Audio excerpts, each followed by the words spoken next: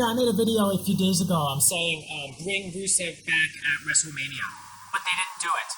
Well, imagine they would have debuted Cody Rhodes. They would have brought him into Raw the night after WrestleMania, and they would have had him, come out and beat up Apollo Crews or something. That's what they did with Rusev. Why use Joe Hendry in WrestleMania? First of all, I think Rusev deserves a WrestleMania spot against Randy Orton more than Joe Hendry. Secondly, people say, oh, but we didn't want Orton to lose. You could have beat Rusev at WrestleMania after they had like a 15-minute grueling match, or you could have even had them fight to a draw. You could have done so many different things. You could have found a way to put Orton over. Just like a freak of nature, like maybe Rusev just, you have him hit his head or something and he gets knocked out or something like that, like he's charging at Orton too vociferously.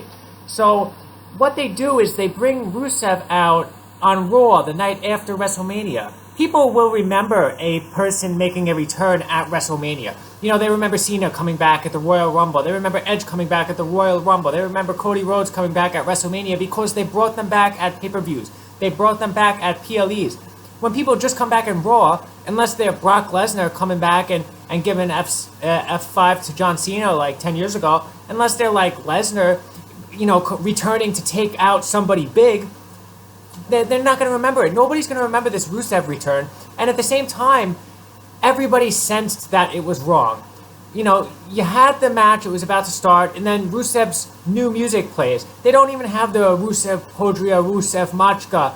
That would have gotten a huge pop. They had this new music, and then Rusev comes out, and I'm telling you, they're going to do the same thing with Aleister Black.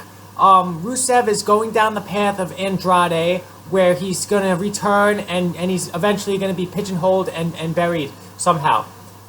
Because it's like TKO is making these mistakes. I don't know how they could miss every single thing like they've been missing. So Rusev comes out, and there's a pop, but then the crowd starts to die down a little bit, and Rusev is in the ring, and everybody just senses that this is not the return that they wanted. And it starts to get quiet. So Rusev, he recognizes this, so he starts screaming like a maniac, like, oh, rah, Rusev. And he's like hulking up almost just because it's too quiet.